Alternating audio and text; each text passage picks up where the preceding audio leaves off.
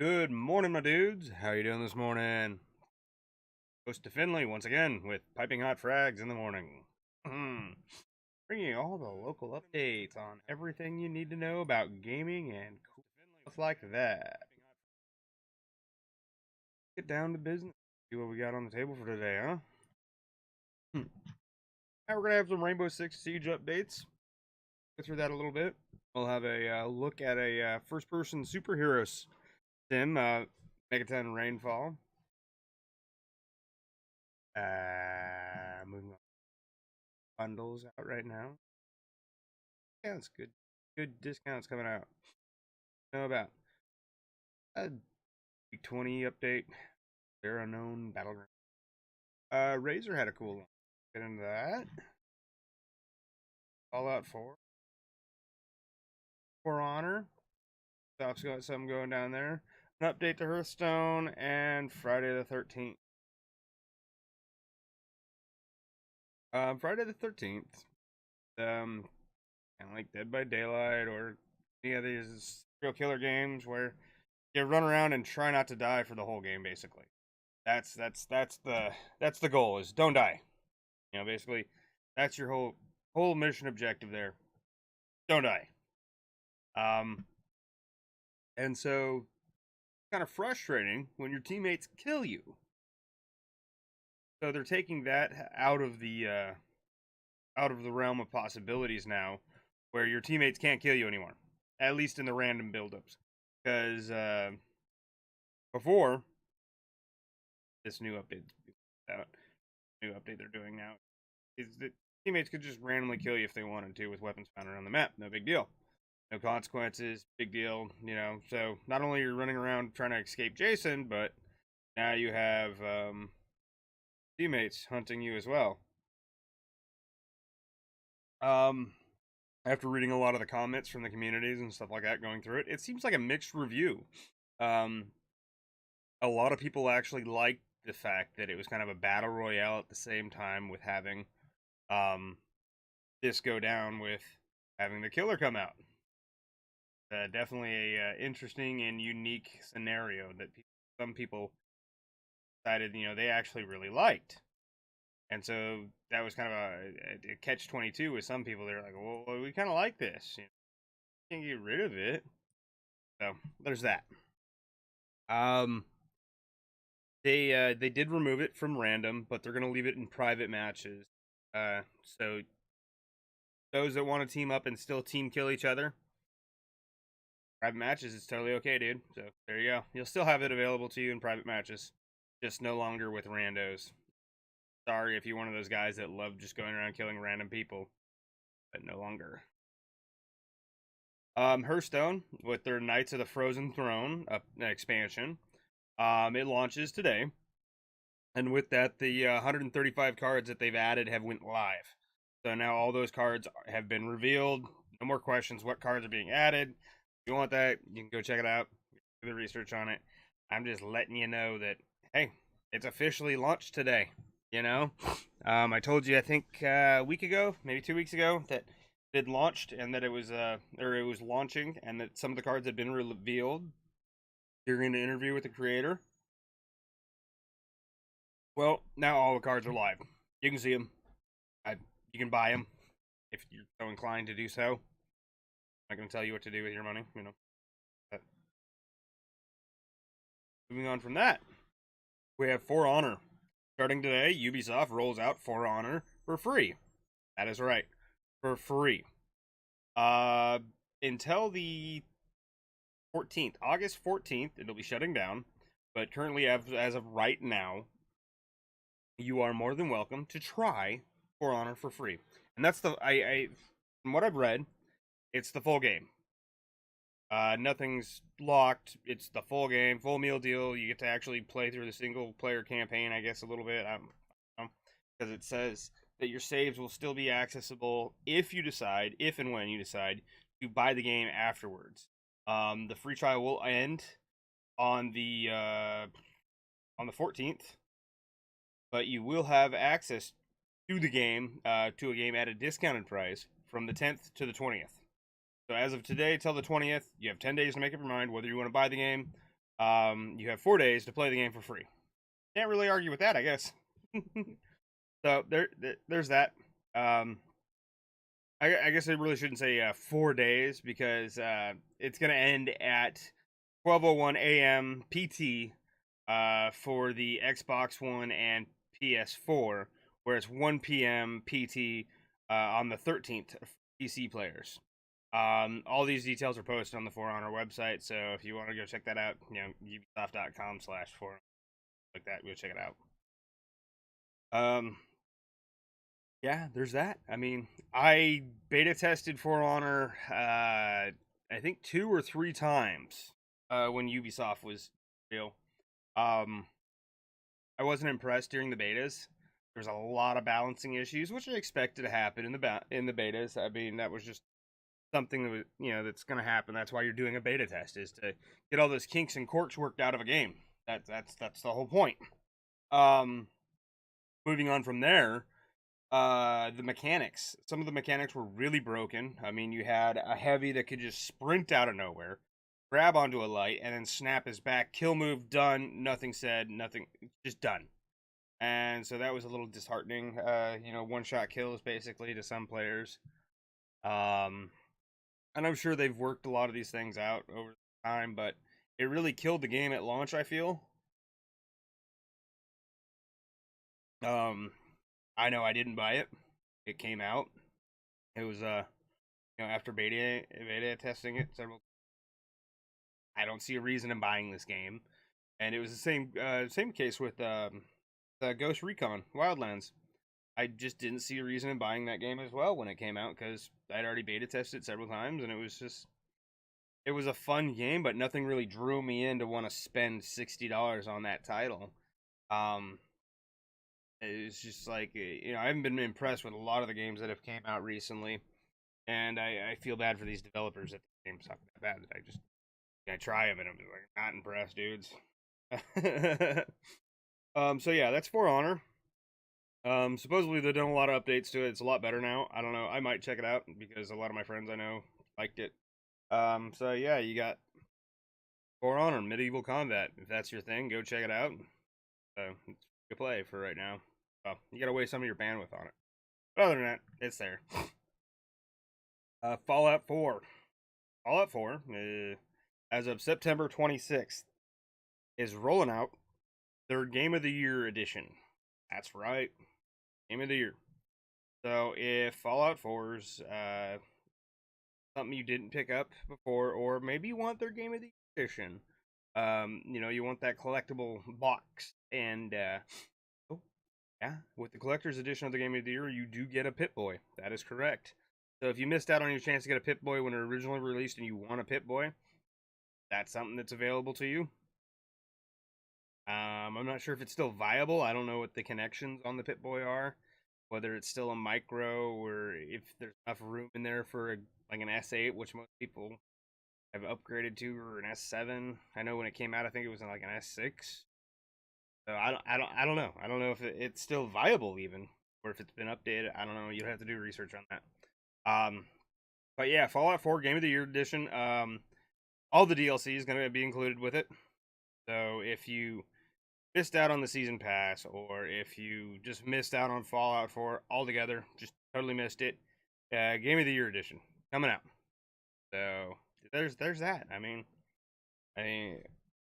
can say I had a lot of fun playing Fallout 4. I thought it was a really great game. Um, there's definitely some mods I would recommend some people getting due to the fact that the mechanics of building kind of, and so there's some mechanics there that are a lot better. If you if you go about if you don't want to sit there and have to place every single little building, if you don't want to sit there and build up every little encampment, like there's 30 different encampments to build up, and who wants to spend 3 hours on each encampment? That's 90 hours of gameplay spent building encampments. Yeah, nobody wants to do that. So there's things to help you out. Quick plots, you just throw shit down, it builds itself up. No big deal. A city planner, stuff like that. So if you're interested in getting this game, but you're put off by that, there is mods to help you with that. The other thing is, there's mods to help you out with not getting alerted by what's his face over and over and over again that an encampment needs your help or settlement needs your help, whatever. Because Lord knows that was painful. Like, let me guess. Oh, I know why you're talking to me, because somebody needs my help somewhere out in the wasteland. Great. Okay. So there's that. Fallout 4, Game of the Year edition. Um, yeah, I mean, it was a good game though. I mean, I liked it. I did a playthrough. I think I played through like 2 or 3 times on it. There's definitely plenty of content in different play styles. Go ahead and check that out if you. Uh huh. Razer. Not a big fan of Razer peripherals.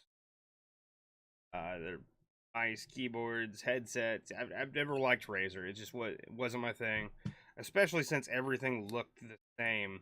Um, there was no real customization to it. I mean, with the chroma stuff, you started getting RGB uh, built into stuff.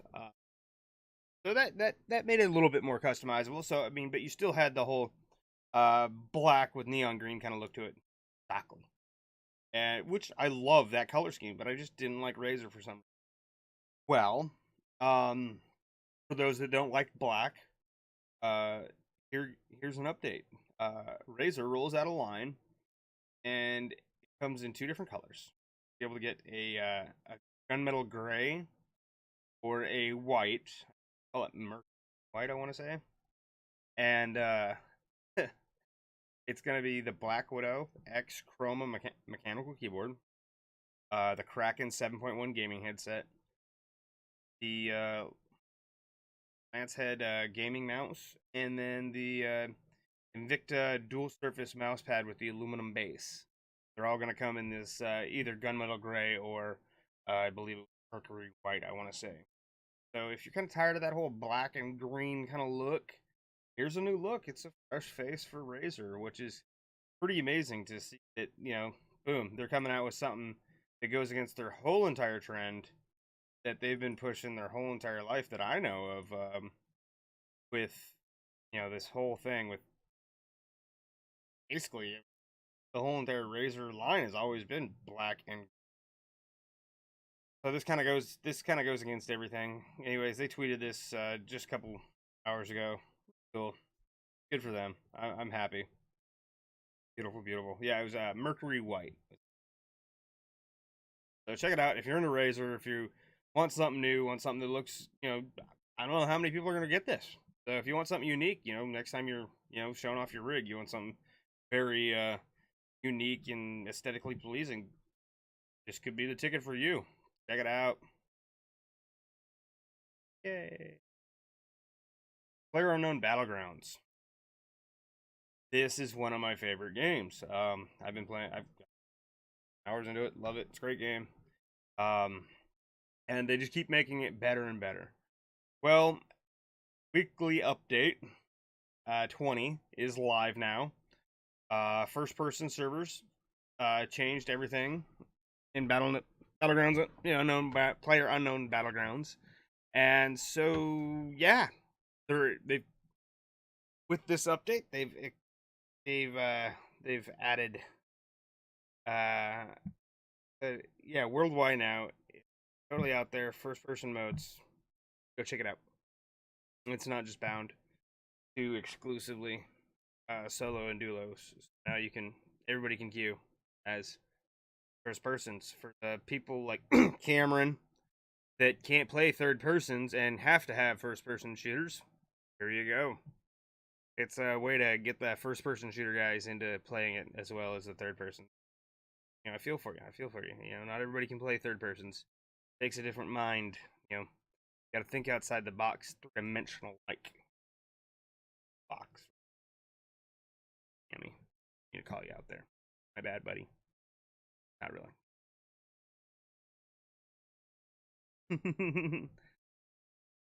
Bundle Star rolls out their sales prices today. Lots of sales going on. It's just like the Steam Summer Sale.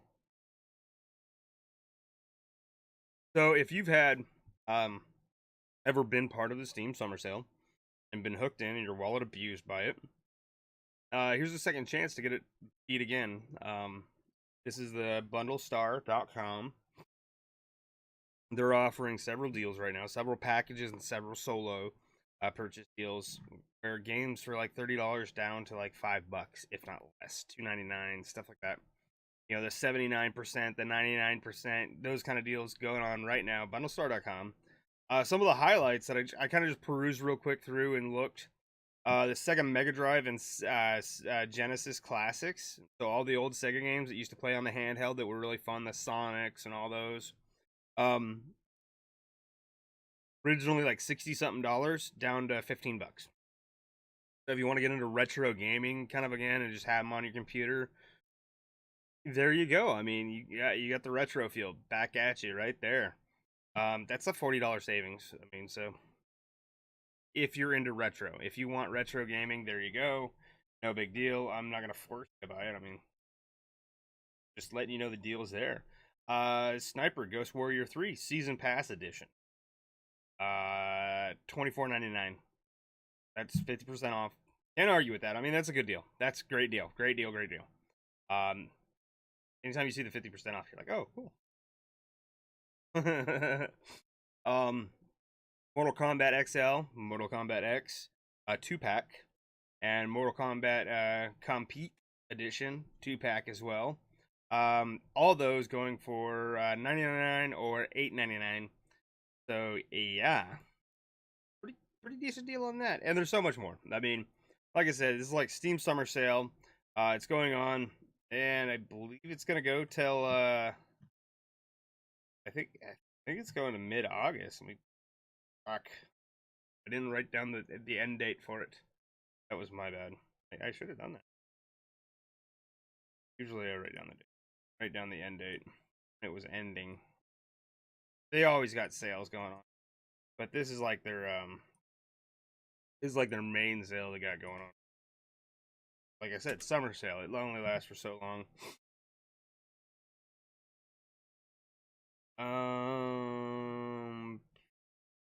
Yeah, I don't see it. I don't see an end date. So you know what? Screw it. Maybe that's why I didn't have it written down and I just forgot.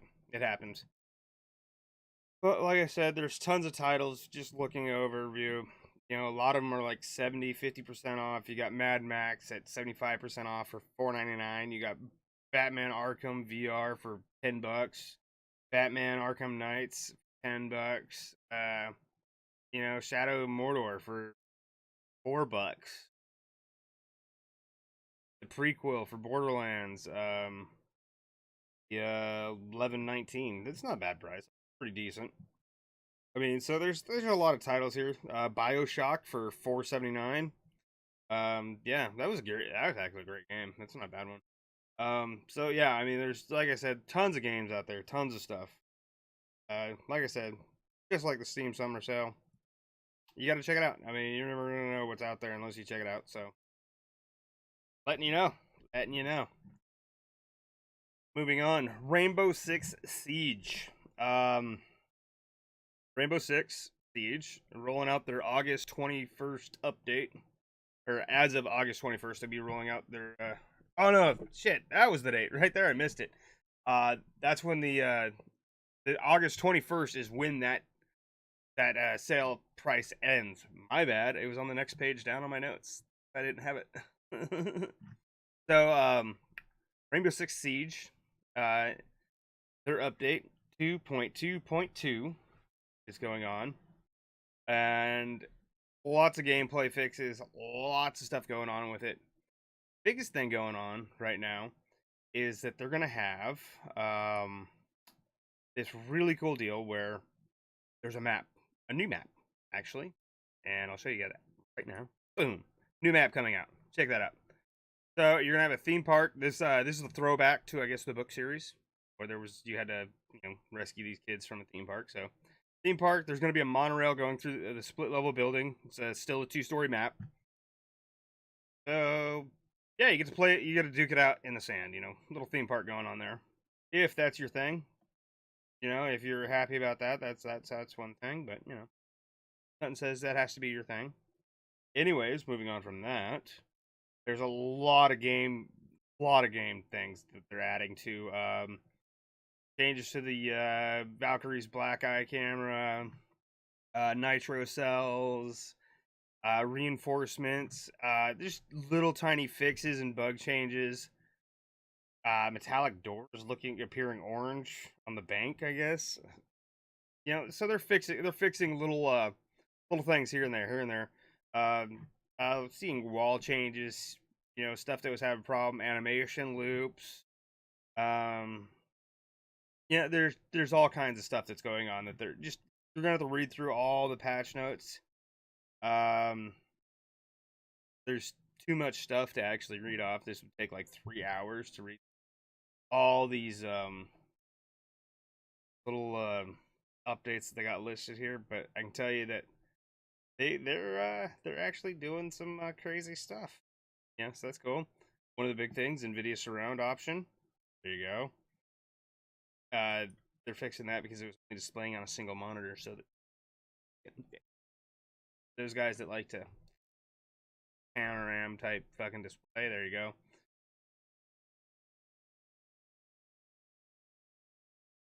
Thanks, dude. Yeah, gotta rob the vault. Gets on, won't say hi or nothing, won't jump in a channel, but nah, he'll rob the damn vault.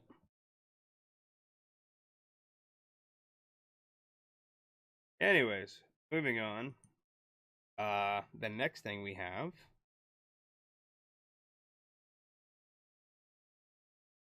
first person superhero in Megaton Rainfall. This game looked really awesome. It hit my radar today, I guess, like 2 years ago. It started on development, or it was rumored to be in development. Really, really sandboxy feeling. You got destruction of buildings. You've got all these really beautiful cinematics that in this trailer, because they released a trailer now for this, which is beautiful. And so you got the destruction of skyscrapers. You got the destruction of these massive robots. It kind of looks like the Incredibles from Disney or whatever that whoever made. I think it was Disney that made Incredibles. Like the robots terrorizing through the city, and then here comes the superhero. It's a big old battle and stuff like that. Why am I describing this? You guys want to see it? We can let you guys see it right now. This is something that can happen. And so here we go. Here's the trailer. Enjoy, guys.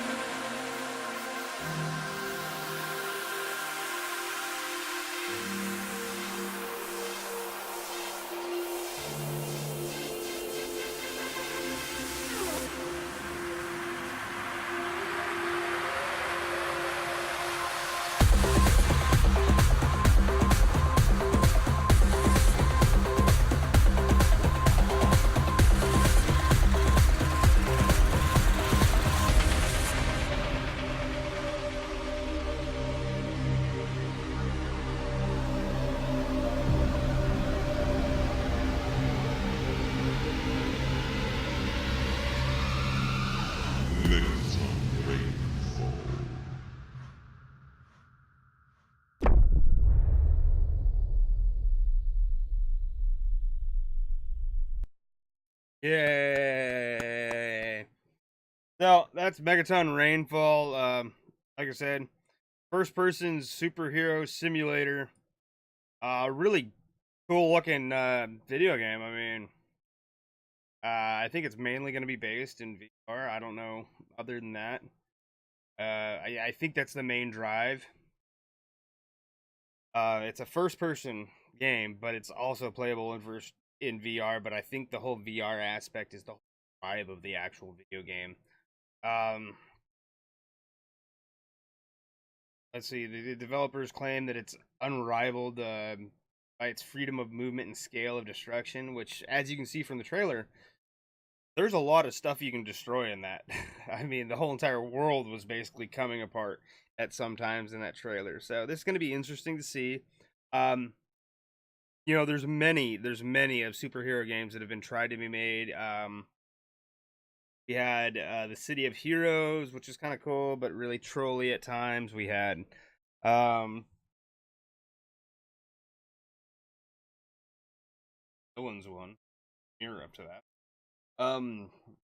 Dating back to the Nintendo 64 when you had Superman 64. Oh God, that was horrible. So buggy, so glitchy. Just didn't work. Didn't operate. I think programming's come a long way in the last couple years. Not even just last couple years, last decade or so. Um, to where we're not having these issues, along with the hardware to actually support these games being awesome. So that's one thing, is we got a lot better stuff out there nowadays, going on than what has been out there, like back in the original 90s or 2000.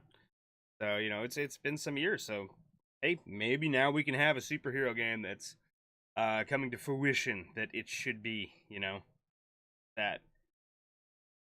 Wrapping things up, um, preliminary stats are showing the AMD's Threadripper to be on par, if not possibly better, than Intel's big boys over at the X299 chipsets. Um, it's really hard to say what's going to go on. Like I said, these are still preliminary stats. Nothing really, really damning yet. But so far, the numbers coming out that I've seen are showing that Threadripper is moving away from Intel and pulling ahead. Um, I've only seen two places. One was Linus Tech Tips, and another one was, I think it was PCGamer.com or something like that, that placed it, that actually placed benchmark numbers. And both numbers were kind of similar, but a little bit skewed in some different of the aspects of the benchmark. Um, like I said, it's still early to call it. Whether AMD is just stomping the shit out of Intel or Intel is actually going to survive this one, I don't know.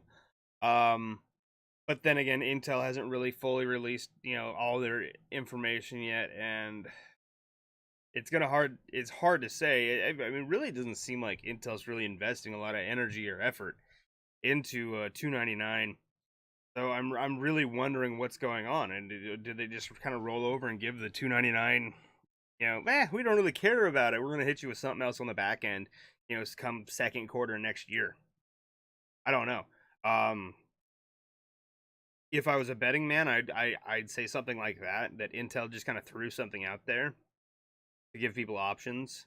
But that's the other thing that's speculated that Intel's moving towards gearing their boards and their chipsets more towards a single or two GPUs that are stronger than, say, running 4 GPU. Um, that may be where Ryzen and the whole Threadripper, AMD's line takes the cake is for lane support. If they want to push for the 64 lanes of support, that's their thing. I mean, right now Intel's offering, I think it's 40 or 44 on most of their boards now for that X series. Uh, how many lanes do you need? I mean, you got 16 and 16, 32. Uh, you know, if you're SLIing 2 cards and then you're running a couple PCIe like NVMe cards or something like that, or say audio cards, you're still good. You still got room to play with. So I don't know. I don't know what to really say when it comes down to how this affects Intel with the Threadripper, because that's the biggest thing is we have price point. Threadripper's price point is really really low, which is surprising. Their price point is fucking almost unbeatable. I mean, it's down there. You have their lane support is frigging amazing. I can't deny that. 64 lanes supported. That's a lot of lanes. I mean, I don't even think you can put that much. I mean, other than the fact of running 4 big boy GPUs in SLI, that's like about the only way to touch that. Um, and who really needs that? I guess if you're data mining, if you're gonna go cryptocurrency, this is kind of expensive setup for a crypto miner, though. I don't know. Um, Going on from there, though, I mean, I don't know where the industry's pushing, where this is gonna push. So yeah, it's gonna be amazing.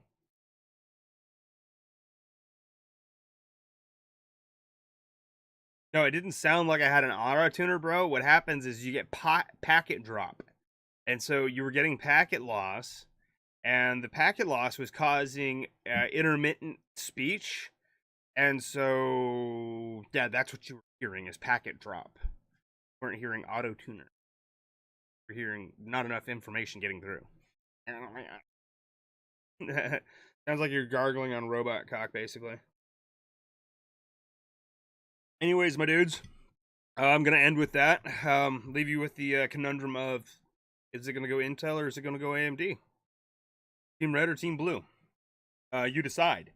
We've got Vega coming out here, and then we have Volta launching next year sometime. They just rolled out their server card, you know, so we don't know what's gonna go on. Team Red versus Team Blue, very up in the air, very back and forth. You got some guys on one side of the fence, some guys on the other side of the fence.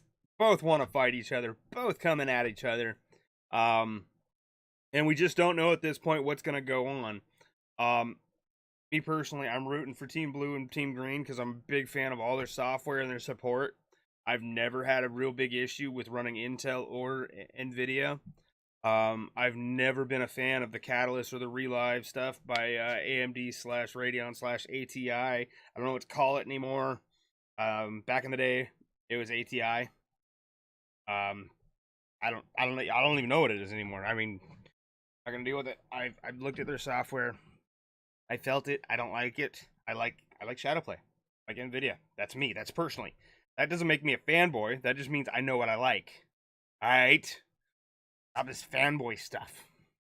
Now, if the software they had matched my needs, I. But then again, I'm not looking. Um, so it really doesn't bother me for another like 4 to 6 years. I have to do another upgrade. So yeah, there's that. You guys stay frosty. Don't do drugs. Stay in school. All that good stuff. Some kind of warm and fuzzy, heartfelt message from me to you to make you feel better about yourself. So that's put that in here. You guys have a great day. I'm DeFinley signing out from Piping Hot Frags. Yeah, your host. Not going on. Ending.